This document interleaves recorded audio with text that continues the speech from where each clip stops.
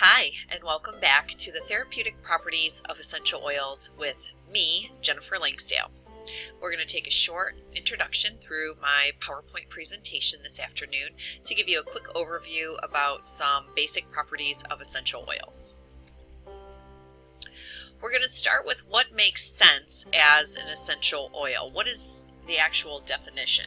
And I think this is important to know because when we talk about essential oils, we're not always talking about aromatherapy as a sensory experience, but we're talking more about our chemicals, chemotypes, constituents, and things like that.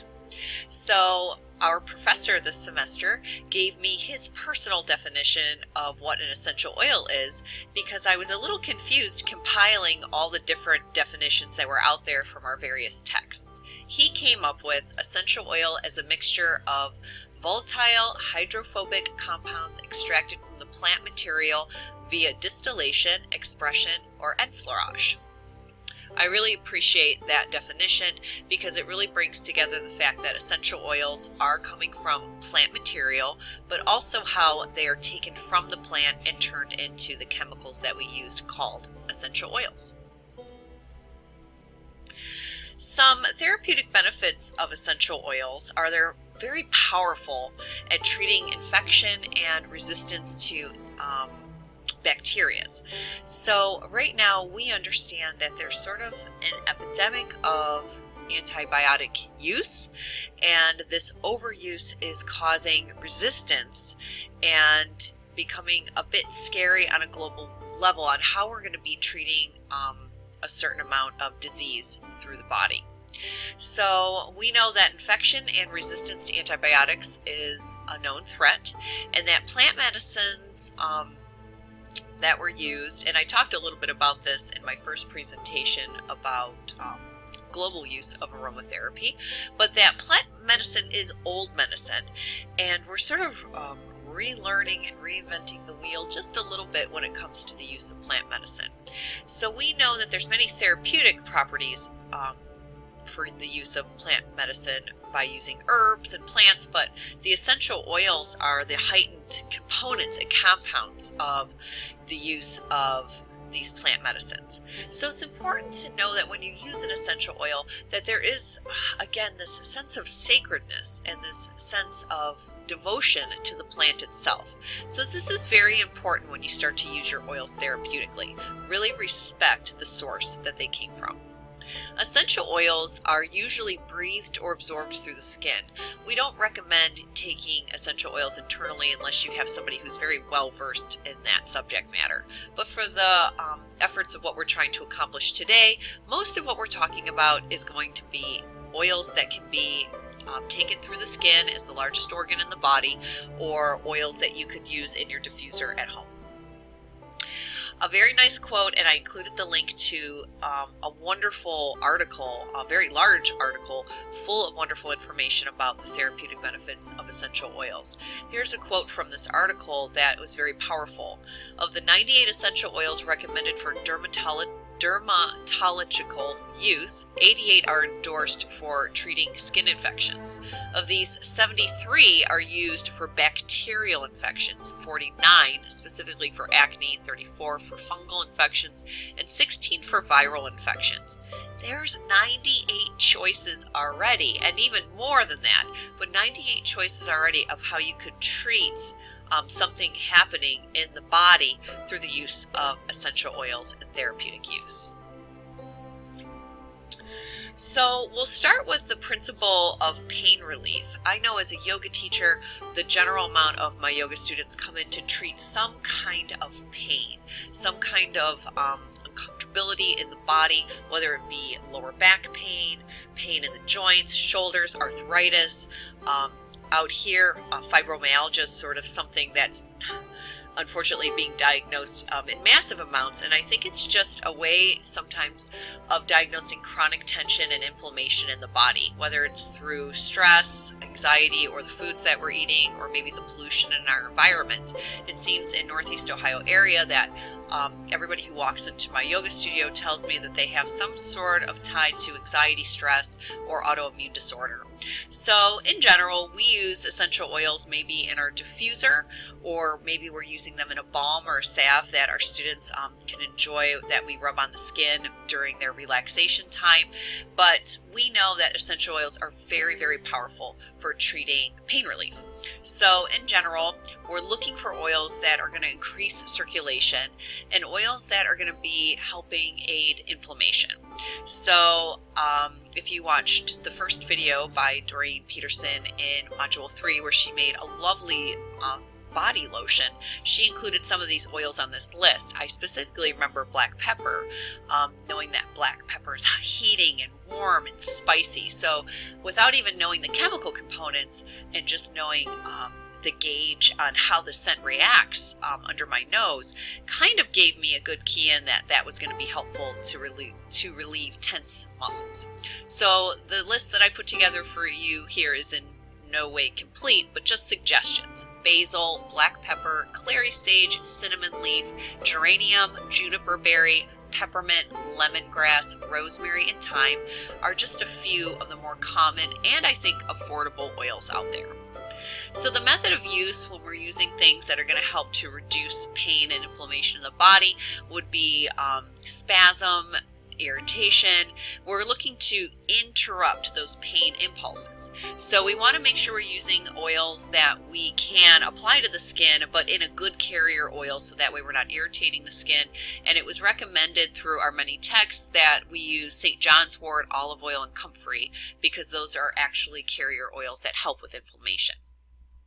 We're also maybe warming a compress. A lot of the massage therapists and certified practitioners that work at my studio tend to use compresses and warm them up in a slow cooker, which is kind of neat. They have their own slow cooker that they keep going, and they're applying warm compresses to the areas of the body that people are complaining about, but they're also maybe infusing them with some kind of herbal salve or essential oil base that they can place on the body so it's absorbed through the skin.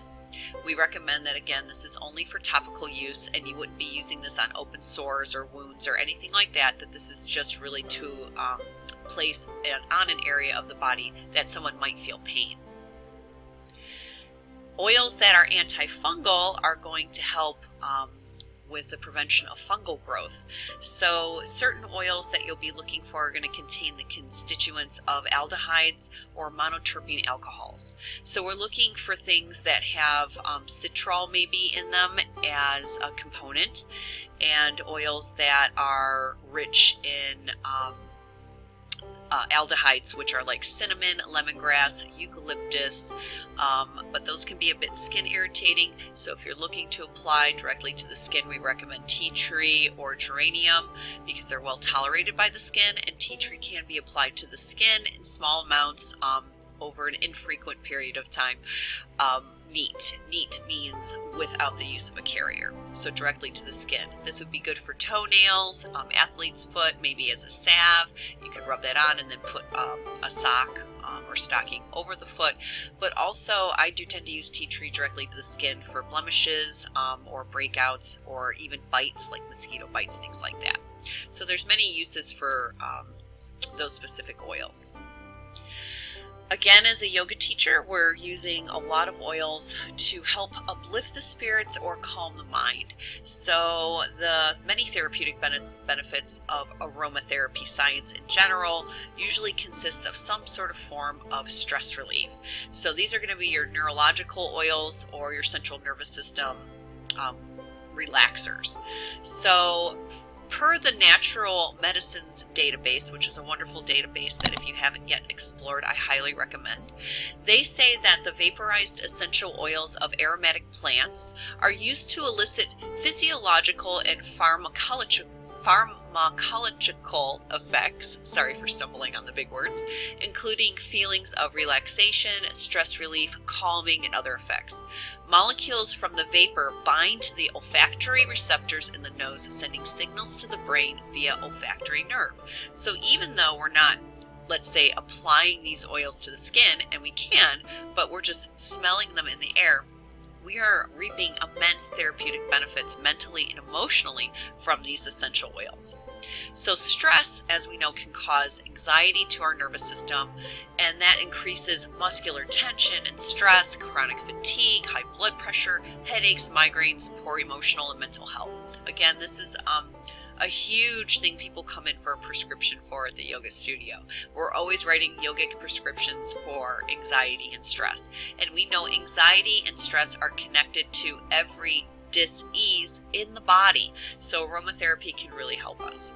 So we suggest oils that contain constituents with esters, and we learned from our module 3, when we were playing around with the essential oils a little bit on our tester strips, that chamomile is deeply ester rich, and I think one of the highest essential oils with esters in it. And I can tell you, after I smelled that chamomile for around an hour when I was playing around with my test strips, that I probably slept one of the deepest and most relaxed sleeps of my life. They also recommend, of course, lavender and even lavandin, and there was a couple of clinical research articles that mentioned that lavandin actually had a more specifically calming chemical makeup than even the traditional lavender, and that lavandin actually helped relax people. I believe it was post-surgical procedure, and had more profound effects than the lavender. We also know clary sage and bergamot are wonderful oils for helping calm the nerves, and some other suggestions were rose, mandarin, and frankincense. So the method of use would again be to inhale these oils, put them in a diffuser. You could probably bathe in several of these oils and they wouldn't hurt the skin. Just make sure you blend it in a good carrier oil, and even through making your own massage lotion and things like that. Of course, anytime you mix touch with essential oils, you're usually going to increase the de-stressing benefits.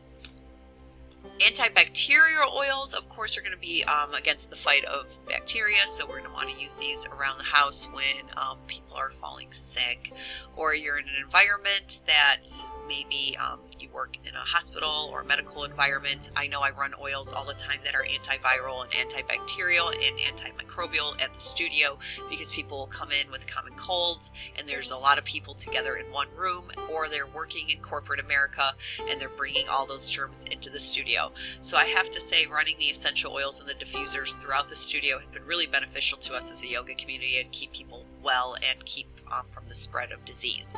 So oils that we're looking for are going to be high in phenols, monoterpene alcohols, and ethers. I apologize for my new chemistry tongue. So the phenols that we've talked a lot about through our online lectures are thyme and oregano, but we know that they're irritants to the skin, so we wouldn't be really applying them to the skin, but maybe using them to clean our homes with, or using them in our diffusers. And the monoterpene alcohols that are safe to use, even again applied straight to the skin, but again not in high dosages. We don't want to build up a toxicity to these oils, but using tea tree and lavender, definitely really safe to the skin. And then maybe the possibility of incorporating some clove bud into that. We understand that the mixing of certain oils together can sometimes increase their potency and their benefit when we kind of cross-link them. So again, diffusing these oils and using them through the skin. Antimicrobial oil, we just had a lecture about that came out today, which was super wonderful.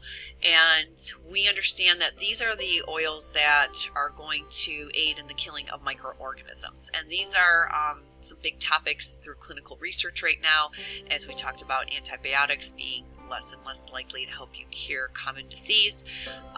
We're going to be using essential oils maybe to combat that in an environment that is needed. So I know, for example, I'm working with my aunt right now who's just had her second diagnosis of cancer, and she's on her next set of rounds of chemotherapy. So when I go over to her apartment and give her some massage on her legs, I'm always using essential oils that are known to do this, whether I'm running them through a diffuser or putting them in a foot bath for her, because we know her immune system is so low, and she lives in an apartment building with many people who are probably spreading around a lot of germs. So we're looking for oils that contain monoterpenols and monoterpenes. That would be coriander, lemongrass, peppermint, thyme, grapefruit, lemon, sweet orange, and pine, and looking for high qualities of the constituent of limonene.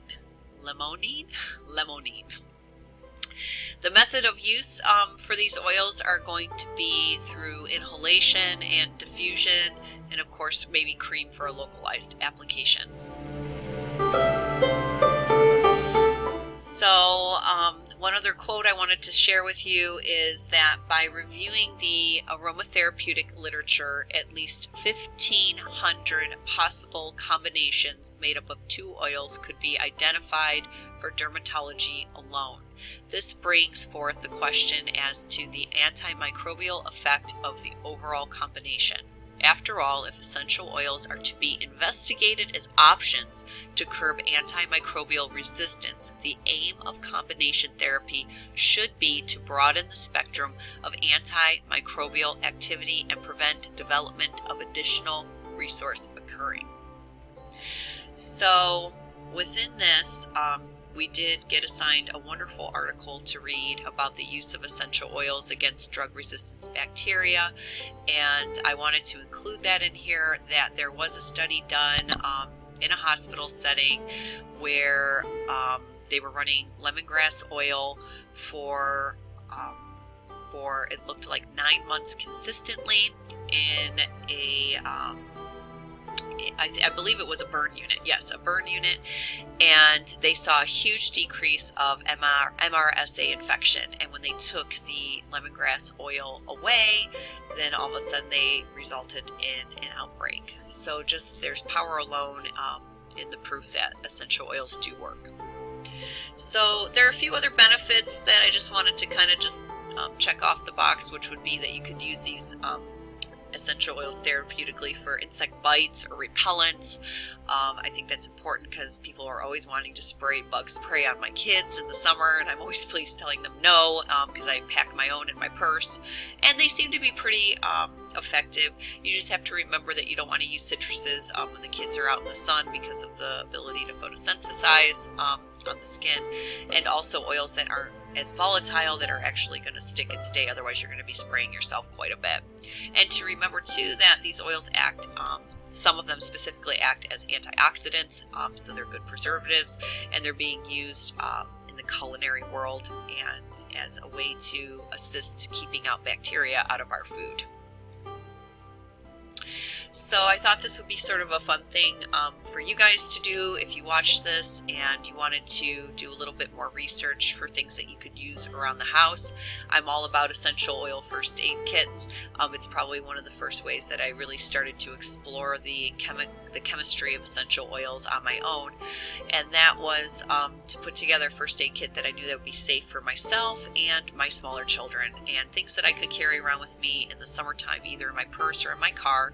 Just as a caution, you probably don't want to leave your essential oils in your car in the summer, especially in Ohio. We get really hot summers and the car gets a little too hot to store the oils in.